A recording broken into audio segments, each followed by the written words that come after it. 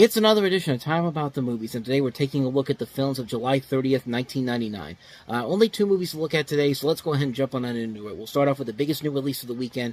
Richard Gere and Julia Roberts teaming up with Gary Marshall back together again for the first time since Pretty Woman, Runaway Bride.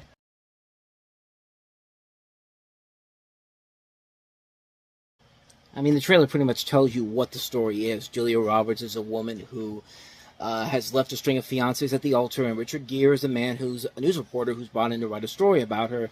And not surprisingly, they're going to end up falling in love. And do you really need me to tell you how this is going to end?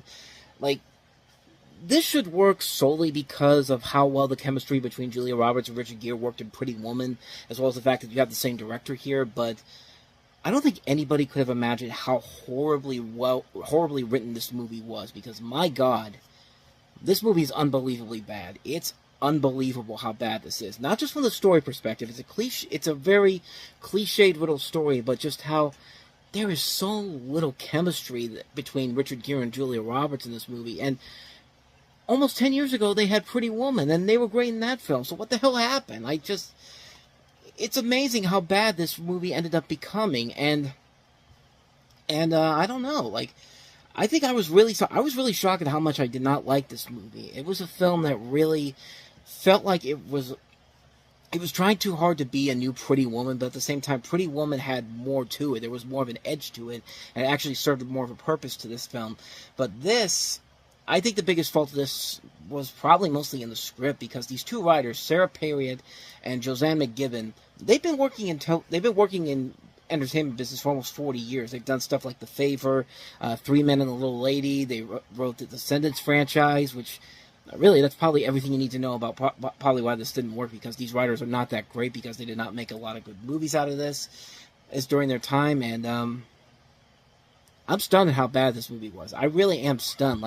I was going into it expecting a similar romantic comedy that we've seen done over and over again, but it's going to work because Richard Gere and Julia Roberts are in it. But no, this is just about as bad as you would think it would be. The trailers make it out to be. You don't like any of these people in this movie, and I think that's maybe why I didn't like it at all, is because you don't like Julia Roberts because she leaves people at the altar. She's like the adult equivalent of Taylor Swift. She just leaves people, and instead of writing songs after every breakup she has, she just moves on to another person. It's just what person would want to be around this type of person? And Richard Gere, he knows he's going to get his heart broken, and he knows at the end there's going to be that third act breakup, and they're eventually going to get back together. And this is just really, really just a bad film on so many levels. If The Simpsons is making fun of you for doing the same thing, then you clearly have a problem here. No joke. I'm pretty sure that when The Simpsons made a parody of a romantic comedy similar to this, they were taking from this. You can't tell me that's not coincidental. But yeah, I'm shocked at how bad this movie was. There are so many good people in this. Gary Marshall doesn't usually make a whole lot of really terrible movies, at least during this time of his career. But man, this was just a major misfire on so many levels. And yet people bought into it. It was still a massive hit at the box office. It made a ton of money.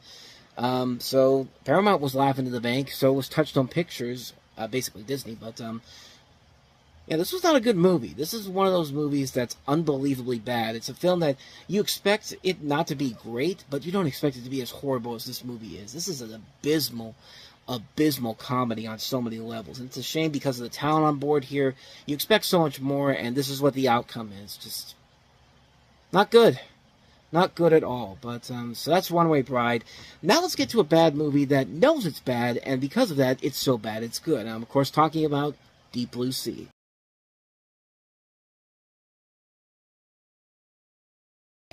This is about as stupid as you can get. This is set in an isolated underwater facility where we follow a team of scientists and their research on mako sharks to help fight Alzheimer's disease.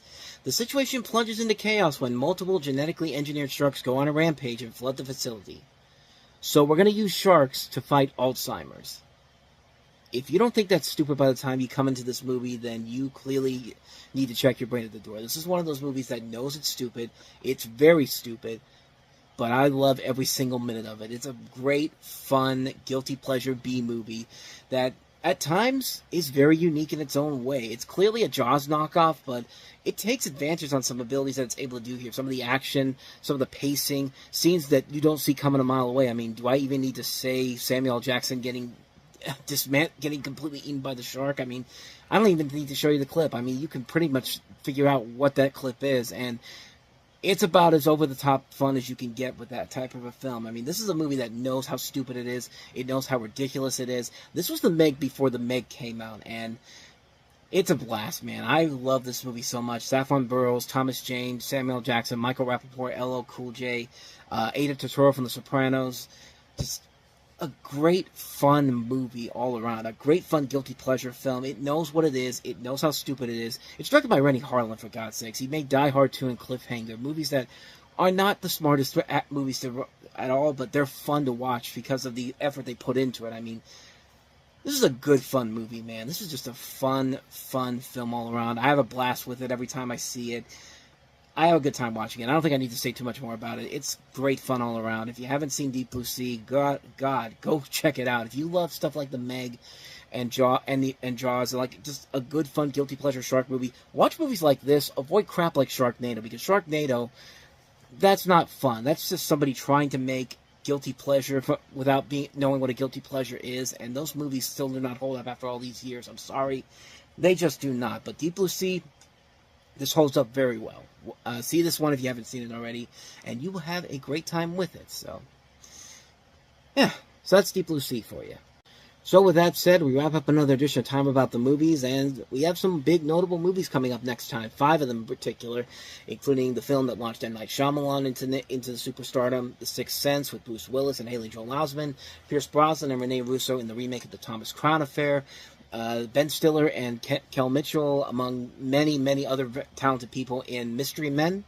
We also have the cult classic and one of the greatest movies of all time, in my opinion, The Iron Giant, and also Dick.